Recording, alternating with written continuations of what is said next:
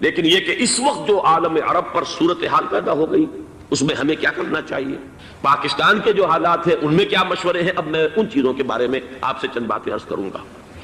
پہلی بات تو یہ ہے کہ مشرق وسطیٰ کے مسئلے میں اس کے پس منظر کو سمجھ لینا چاہیے۔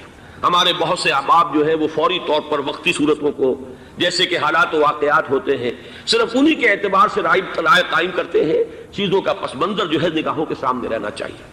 اس صدی کا ایک مختصر سا نقشہ ذہن میں رکھیے، یہ 20ویں صدی کے آغاز کے وقت جسے ہم پورا کہتے ہیں مڈل ایسٹ، بلکہ صرف مڈل ایسٹ نہیں، پورا شمالی افریقہ سلطنت عثمانیہ کا حصہ تھا، خلافت عثمانیہ، لیبیا، الجزائر، مصر، پورا حجاز، یمن، پورا عراق، شام، اور یہ شام ہی کے حصے ہیں در حقیقت، اردن اور لبنان، یہ سب یہ شام عرب، عراق عرب، یہ پورا علاقہ خلافت عثمانیہ یہ اس کا حصہ تھا۔ پہلی جنگ عظیم میں انگریزوں نے عربوں کو بغاوت پر آمادہ کیا، غداری پر آمادہ کیا، انہوں نے خلافت عثمانیہ کے خلاف بغاوت کی، بیج بوئے ان کے دلوں کے اندر نفرت کے، ابھارا انہیں کہ تم ترکوں کے غلام کیوں ہو، تمہیں خود حاکم ہونا چاہیے، تم کھڑے ہو جاؤ، ہم مدد کریں گے، تم بغاوت کرو، تم ان ترکوں کے خلاف ہماری مدد کرو، ہم تمہیں آزاد کر دیں گے، تم اپنے پاؤں پر خود کھڑے ہو جانا۔ یہ بہت ہی ہمارے لیے دردناک المیہ ہے اس پہلی جنگ عظیم کا۔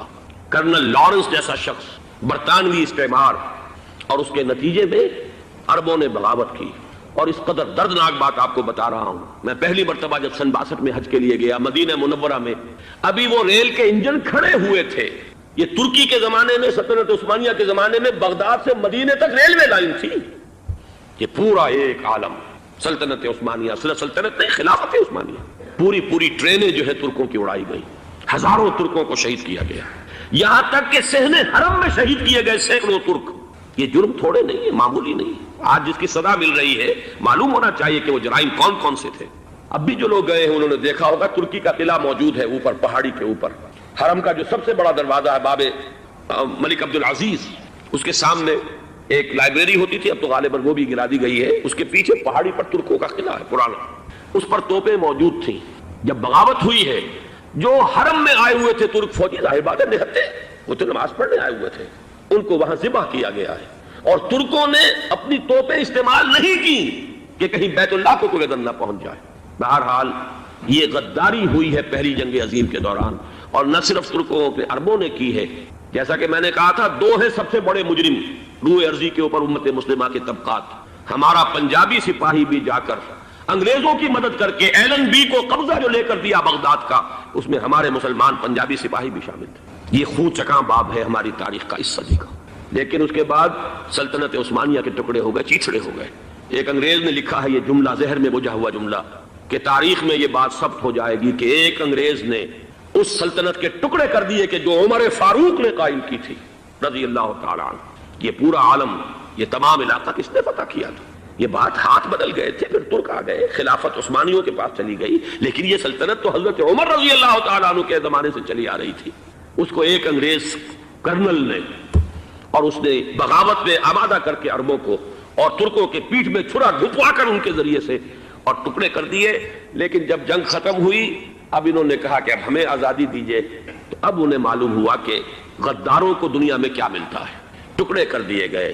یہ حصہ عراق یہ انگریز کے پاس رہے گا، شام کا یہ علاقہ یہ فرانسیسیوں کے پاس رہے گا، مصر پر انگریزوں کا تسلط رہے گا، لیبیا اطالویوں کے پاس رہے گا، لے دے کر یہ جو علاقہ تھا حجاز، چونکہ وہاں کچھ تھا ہی نہیں، بوادن غیر ذی زرع، یہ عربوں کے پاس چھوڑ دیا گیا۔ اس وقت جو بادشاہ ہیں شاہ حسین اردن کے، ان کے دادا سب سے بڑے غدار وہی تھے، لہذا ان کو اس علاقے کی بادشاہت دے دی گئی۔ اس کے بعد نجد سے ایک تحریک اٹھی ہے، وہ سعودی جو خاندان ہے وہ نجد سے اٹھا۔ نجد میں اس وقت کچھ بھی نہیں تھا، وہ تو صرف ریت کے تودے تھے اور کچھ بھی نہیں، لہذا ادھر کسی استعماری قوت کو دیکھنے کی ضرورت ہی نہیں تھی۔ وہ تو بعد میں تیل برآمد ہوا اور اس کی حیثیت ہو گئی، اور یہ امارات کا علاقہ جو ہے اس کی دنیا میں اب گویا کہ یوں سمجھیے کہ جو سب سے زیادہ اہم علاقے ہو سکتے ہیں روئے ارضی کے نقشے پر، ان میں سے ایک وہ ہو گیا۔ لیکن یہ اس وقت کی بات میں کر رہا ہوں، کوئی حیثیت نہیں تھی، لہذا اس کو چھوڑ دیا گیا۔ یہ ہے تاریخی پس منظر، یہ لکیریں جو کھینچی گئی ہیں یہ ایک ملت اسلامیہ کو جو قومیتوں میں تقسیم کیا گیا، پھر نعرے لگوائے گئے المصر للمصریین الشام للشامیین، اب شامی ایک علیحدہ قوم ہو چکے ہیں، مصری ایک علیحدہ قوم ہو چکے ہیں، عراقی ایک علیحدہ قوم ہو چکے ہیں۔ یہ ساری تقسیمیں استعمار کی پیدا کرنا ہے، اس کا کوئی تعلق اسلام کے ساتھ نہیں۔ اب ضرورت تو اس بات کی تھی کہ استعمار کے پنجے جب یہاں سے کچھ ہٹے، دوسری جنگ عظیم کے بعد ایک دور آیا، امریکہ ابھرا ہے دنیا کی عالمی سطح پر سیاست میں، اس کے ہاں کچھ آزادی کے تصورات تھے، اس نے بھی سپورٹ کیا۔ برطانیہ کمزور ہو چکا تھا، وہ اتنے بڑے علاقے کو ہولڈ نہیں کر سکتا تھا، ہندوستان بھی آزاد ہوا، پھر یہ کہ اور دوسرے علاقوں سے بھی اس کو پسپائی اختیار کرنی پڑی۔ استعمار کے پنجے جس طرح بھی ہوئے، ان کے سینوں سے، عربوں کے سینوں سے جو ہے گویا کہ وہ ہٹے، لیکن امریکہ نے ایک اپنی بہت بڑی حکمت عملی جو اختیار کی، عالم عرب کے سینے میں اسرائیل کا خنجر پیوست کر دی تاکہ یہ کبھی آزاد نہ ہو جائیں، ہمارے انگوٹھے تلے رہے، ہماری پالیسی گورن کرے۔ یہ استعمار کا دوسری جنگ عظیم کے بعد جہاں برطانوی استعمار، فرانسیسی استعمار رفتہ رفتہ یہ ہٹنے شروع ہوئے، صدر ناصر نے انگریزوں کو اٹھا کر پھینکا میڈیٹرینین میں اور دوسرے جگہوں سے، الجزائر نے آزادی حاصل کی فرانس سے، اطالویوں سے جو ہے لیبیا والوں نے آزادی حاصل کی، یہ ہو گیا، لیکن ایک خنجر پیوست کر دیا گیا اسرائیل کا سینہ عرب۔ اس صورتحال میں ظاہر بات ہے کہ ایک تو بڑی آئیڈیل پوزیشن تھی کہ پورا عالم اسلام متحد ہو، لیکن وہ تو بہت دور کا خواب معلوم ہوتا ہے۔ علامہ اقبال سے بڑا کوئی نقیب نہیں ہے ملت اسلامی کی وحدت کا، ایک ہو مسلم حرم کی پاسبانی کے لیے نیل کے ساحل سے لے کر تا خاک کاشغر، لیکن انہیں بھی اپنے لیکچرز میں کہنا پڑا کہ اس وقت جو صورتحال ہے پورے عالم اسلام کی ایک وحدت بن جانا تو تقریباً ناممکن نظر آ رہا ہے۔ اگر کسی طرح ایک common wealth of Muslim nations وجود میں آ جائے تو بھی بڑی کامیابی ہوگی، لیکن اس سے بھی پہلے یہ تو زیادہ آسان تھا کہ عالم عرب ایک وحدت کی شکل اختیار کر لے۔ یہ تو ایک قوم ہے، اکثر و بیشتر ایک نسل یا زیادہ دو نسلیں کہتی تھے، شمالی افریقہ میں بربر نسل بھی ہے، باقی تو سب عرب ہے۔ یہ پورا عالم ایک نسل، ایک زبان، پورے اتنے رقبے کے اوپر بولے جانے والی ایک زبان، یہ تو ایک ہو جائے۔ افسوس یہ ہے کہ اس کا ایک ہو جانا، ایک شخصیت ابھری تھی جو مذہبی مزاج کی شخصیت تھی، جو دینی مزاج کی حامل شخصیت تھی، اگر اس کی قیادت میں عالم عرب متحد ہو جاتا تو واقعتاً ایک بہت بڑا جو ہے مرحلہ وہ طے ہو جاتا پوری عالمی ملت اسلامیہ کی ایک وحدت اختیار کرنے کا۔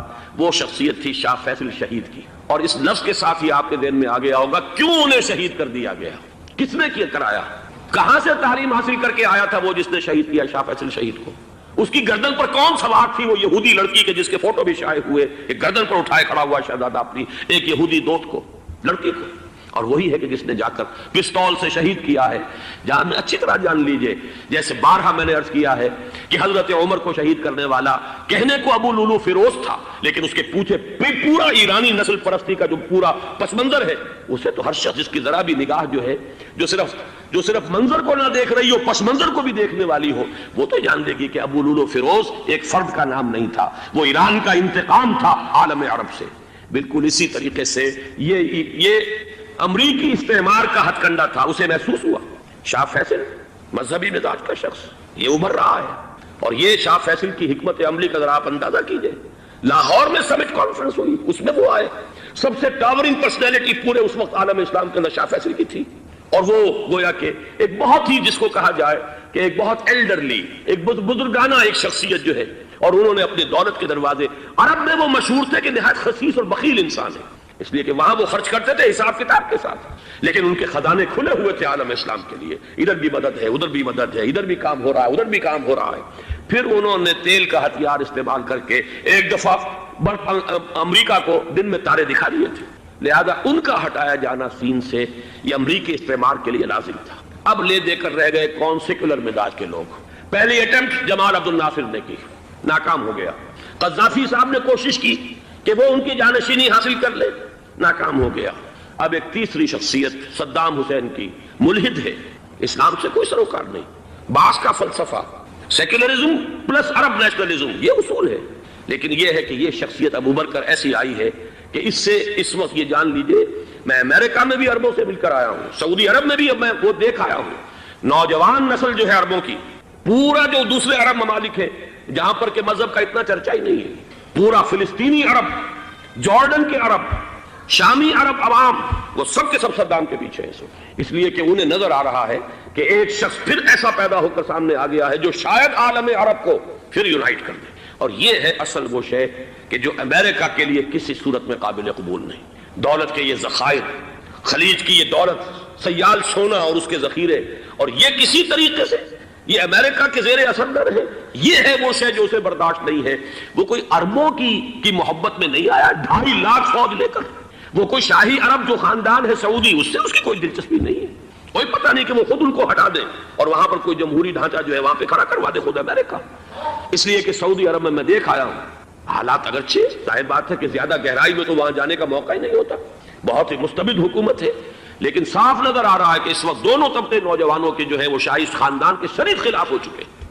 جو وہاں پر جدید مثقف طبقہ ہے، جدید تعلیم یافتہ، جو باہر پڑھ کر آیا ہے امریکہ میں اور کہیں اور وہ کثیر تعداد میں، اب وہ صاف سوال کر رہے ہیں کہ یہ billions and billions of dollars کے جو ہمارا خرچہ آتا تھا، ہمارے ہتھیاروں کے آرڈر جاتے تھے، وہ کہاں گئے؟ کل 65,000 فوج، اور عرب کے پاس، سعودی عرب کے پاس اتنے ٹینک بھی نہیں ہیں جتنے کہ یمن جیسے غریب ملک کے پاس ہے، تو ہمارا روپیہ یہ گیا کہاں؟ یہ ایک سوال ہے جو ہر شخص کے ذہن کے سامنے ہے۔ اب ہمیں اپنے معاملات کو خود سنبھالنا ہوگا۔ اسی طریقے سے جو مذہبی طبقہ ہے، اور وہاں ہے بڑی تعداد میں مذہبی طبقہ نوجوان جن میں بڑا جذبہ ہے، اور ان کا وہ جوش جہاد انہیں جہاد افغانستان تک لے کر آیا ہے۔ سینکڑوں عرب نوجوان یہاں جو ہے شہید ہوئے، اپنے ملک میں تو انہیں بولنے کی بھی کوئی امکان نہیں ہے، لیکن یہاں وہ جذبہ جو اندر اندر پروان چڑھ رہا ہے، وہ جذبہ انہیں لایا ہے، اور افغانستان کی سنگلاخ وادیوں کے اندر انہوں نے جام شہادت نوش کیا ہے۔ وہ طبقہ بھی شدید مخالف ہو چکا ہے کہ انہوں نے امریکیوں کو بلا کر، ان میں یہودی بھی ہیں، عیسائی تو ہے ہی ہے، یہودی ہیں، یہودی عورتیں ہیں، جو کچھ اب وہاں بے حیائی اور بے پردگی کے مناظر نظر آ رہے ہیں۔ یہ سرزمین عرب، میں نے امریکہ میں تقریر سنی ہے اسنا کے جو فائنل ان کا ایک سیشن تھا، اسلامک سوسائٹی آف نارتھ امریکہ، جس میں میں مدعو کیا گیا تھا، اور اسی لیے میں نے یہ سفر کیا تھا۔ ایک نوجوان نے جو تقریر وہاں پر کی ہے، واقعہ یہ ہے کہ میں حیران رہ گیا اس کی جرأت کا۔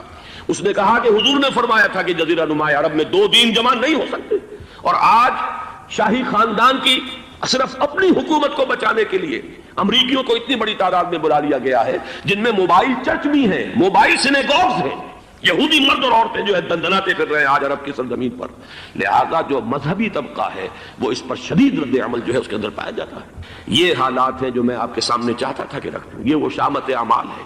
ایک طرف یہ کہ وہ شخصیت جو ہے صدام حسین کی، وہ کوئی پسندیدہ شخصیت نہیں، لیکن یہ کہ اس شخصیت کو تقویت دینے والے بھی تو یہی لوگ تھے۔ انہیں خطرہ تھا ایران کے انقلاب سے کہ کہیں اسی قسم کا کوئی انقلاب ہمارے ہاں نہ آ جائے، لہذا انقلاب ایران کو ایکسپورٹ نہ ہونے دے، اس لیے انہوں نے اسی صدام حسین کو بلینز اور بلینز آف ڈالرز کی مدد دی۔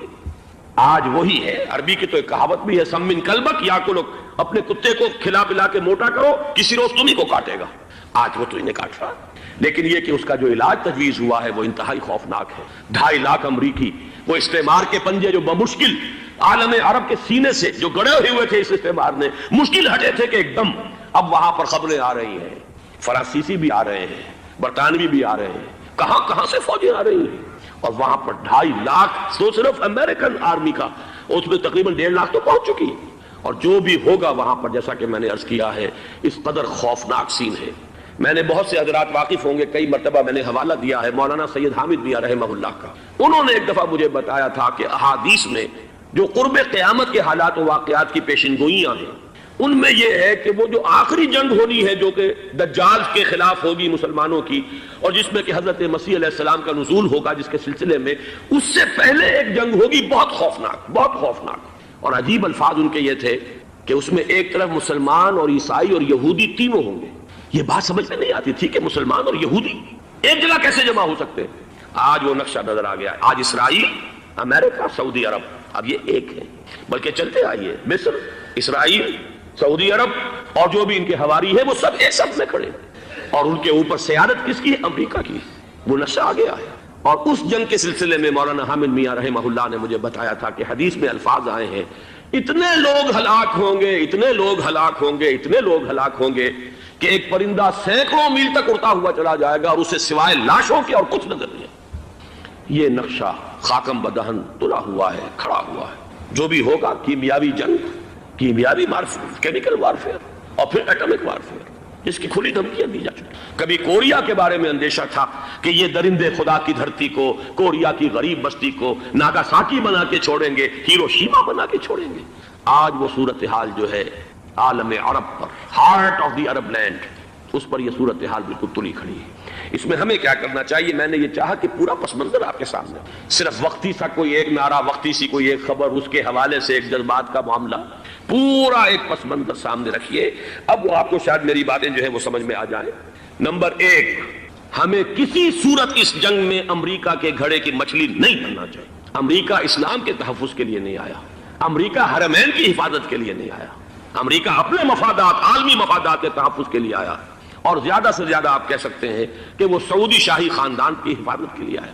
اور بڑا عمدہ مضمون چھپا تھا پچھلے، بلکہ ابھی تک تو وہ تازہ ہی ہے جب تک نیا نہیں آتا، ندا میں، جس کا عنوان تھا اربوں کا چھرا اور اربوں کا گدا. سارے پیسے بھی انہیں سے لے رہے ہیں.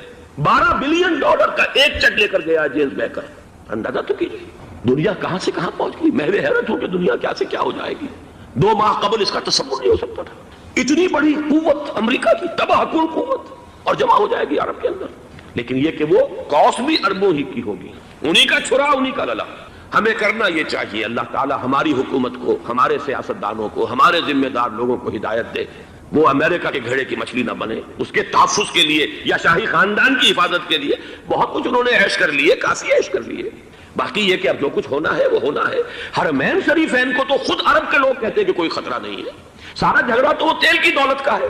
وہ تیل کی دولت جو ہے وہ شمال مشرقی کونے کے اندر ہے. بلکہ یہ کہ جو رد عمل پیدا ہوا عالم اسلام میں اور سعودی عرب میں، خود اس کے مذہبی نوجوانوں میں امریکی فوجوں کی آمد کے خلاف اس کا جواب دیا گیا رابطہ عالم اسلامی کی طرف سے کہ یہ جو بھی جنگ کا محاذ ہے، جو فوجیں ہیں، یہ حرمین سے تو 1500 کلومیٹر دور ہے.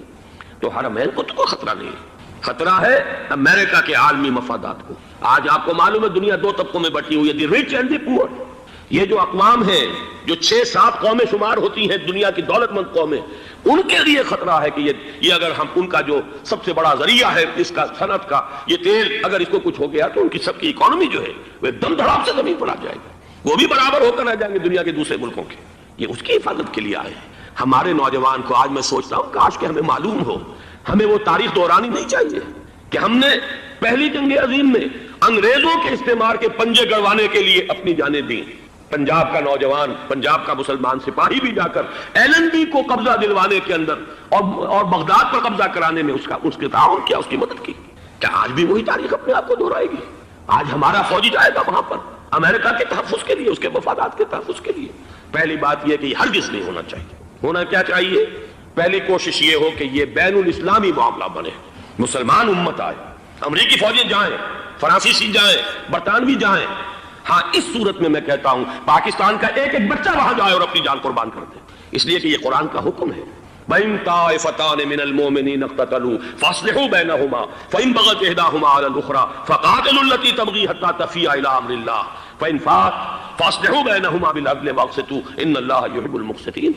امت مسلمہ کو حکم دیا گیا ہے اگر مسلمانوں کے 2 گروہ لڑ پڑے تو تم صلح کراؤ، اور اگر ایک فریق زیادتی پر تلا رہے، اڑا رہے، تو اب سب مل کر اس سے جنگ کرو یہاں تک کہ اسے اللہ کے حکم کے آگے جھکا دو. پھر اگر وہ اللہ کا حکم مان لے، صلح پر آ جائے، تو پھر عدل و قسط کے ساتھ ان کے درمیان صلح کرا دو. یہ ہمیں حکم ہے، مسلمانوں کو حکم ہے.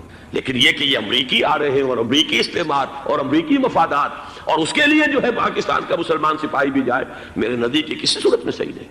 مطالبہ بھی ہو رہا ہے. آج ہی غالباً ایک انٹرویو آیا ہے، شاہ حسین کے بھائی جو ہیں حسن بن طلال، انہوں نے بھی یہی کہا ہے کہ اس کو مسلمانوں کو آپس میں اس معاملے کو طے کرنا چاہیے، اس قضیے کو، امریکی فوجوں کو یہاں سے فوراً واپس جانا چاہیے. اور یہی بات میں یقیناً تائید کروں گا، تحسین کروں گا. یہی موقف ایران کا ہے.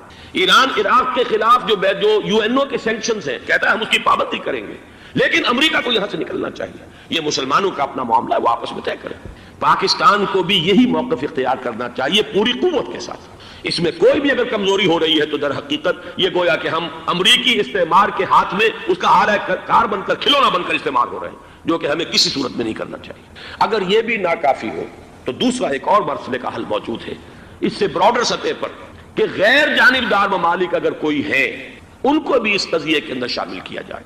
ایک تحریک تھی کسی زمانے میں، کافی بڑی تھی، لیکن یہ کہ وہ بھی اگر اس کے اندر شامل ہو جائیں. لیکن امریکہ رشیا، یہ تو ظاہر بات ہے سپر پاورز ہیں، ان کے مفادات ہیں، عالمی اور گلوبل مفادات ہیں، لہذا اول تو یہ ہونا چاہیے کہ بین الاسلامی معاملہ بنا کر اس صورت میں جیسا کہ میں نے عرض کیا ہماری پوری فوج بھی جائے اللہ پر توکل کر کے، پاکستان کا محافظ اللہ ہوگا، اگر اللہ کے ایک حکم کے اوپر عمل کرتے ہوئے مسلمان یہاں سے جائیں اور جا کر وہاں پر جو ہے اپنی جانیں دینے کو تیار ہو جائیں۔ لیکن اگر یہ اس میں بھی کافی نہ ہو تو جو بھی غیر جانبدار ممالک ہیں ان کو بھی اس معاملے کے اندر شریک کیا جا سکتا ہے۔ بدرجہ آخر اگر پاکستانی فوج جائے وہ صرف حرمین شریفین کے گرد و نواح میں ان کو ڈپلوائے کیا جانا چاہیے۔ اگر خدا نہ خواستہ وہاں پر کوئی آنچ آنے کی شکل پیدا ہو جائے تو اس کی اے ارض پاک تیری حرمت پہ کٹ مرے ہم، اس کے لیے مسلمانوں کو تیار رہنا چاہیے، اس لیے کہ بہرحال جہاں تک ارض پاک کی حرمت کا تعلق ہے وہ ہمارے ایمان کا جز ہے۔ باقی برطانوی مفادات، امریکی مفادات، صنعتی ممالک کے مفادات یا کسی شاہی خاندان کے مفادات، یہ شاہی خاندان یہ تو گرتی ہوئی دیواریں ہیں، جانا ہے آج نہیں تو کل، لیکن یہ کہ اصل معاملہ ہے امت کا، اصل معاملہ ہے امت مسلمہ کا، اصل معاملہ ہے حرمین شریفین کا، لہذا ان دونوں چیزوں کو لازماً گڈمڈ نہ کریں۔ آپ حضرات کے علم میں ہے کہ اس سے پہلے ایران کی طرف سے بار بار مطالبہ ہوا کہ حرمین کو بین الاسلامی کنٹرول میں دے دیا جائے اور سعودی عرب کا اس کے اوپر سے جو انتظامی عمل دخل ختم کر دیا جائے۔ میں نے کبھی تائید نہیں کی، اس لیے نہیں کی کہ میرا مشاہدہ ہے، میں گیا ہوں بارہا، سعودی عرب کی حکومت نے چاہے خود بھی بڑے بڑے محل بنائے ہیں لیکن حرمین کی خدمت کے اندر بھی کوئی کمی نہیں کی، اس پر انہوں نے اربوں ڈالر اس پر بھی خرچ کیا ہے، اس کے اوپر انہوں نے اس حج کے انتظامات پر پوری حکومت جو ہے وہ اپنے آپ کو لگائے رکھتی ہے، لہذا اس اعتبار سے کوئی کمی کی بات نہیں وہاں پر آئی کہ جس کے لیے ضرورت ہو کہ ان کا عمل دخل وہاں سے ختم کیا جائے۔ لیکن یہ صورتحال اب جو پیدا ہو گئی ہے یہ بالکل مختلف ہے، اسے اس کے کانٹیکسٹ کے اندر دیکھا جانا چاہیے اور اسی کے حوالے سے میں نے چند رائے آپ کے سامنے رکھی۔ اب آئیے پاکستان کی طرف جو ہمارا اصل مسئلہ ہے، اس کے تو ہم سب سے بڑے ذمہ دار ہیں، اس کی بھلائی ہے تو برائی ہے تو، اس میں خیر آتا ہے تو وہ بھی ہماری کوشش اس کے لیے ضروری ہے اور کوئی شر پیدا ہوتا ہے تو اس کی ذمہ داری بھی ہم پر آئے گی، اس کے ضمن میں چند باتیں عرض کر رہا ہوں۔ شدید ترین خطرہ ہے جیسا کہ میں عرض کر چکا ہوں کہ بھارت حملہ کرے گا، مجھے تو تقریباً یہ رائٹنگ آن دی وال کے مانند ایک فیصلہ نظر آ رہا ہے، بلکہ آج میں کسی سے کہہ رہا تھا کہ اگر اب نہیں تو پھر کبھی بھارت حملہ نہیں کر سکتا، اس کے لیے سچویشن بالکل رائٹ ہے۔ 2 مرتبہ ایکسرسائز کر چکا ہے وہ خاص ٹارگٹ بنا کر حیدرآباد کو، اور اس کے پیش نظر ہے سندھ میں جو بھی خلفشار ہے اسے اس کے علم میں ہے، جو بھی تصادم ہے۔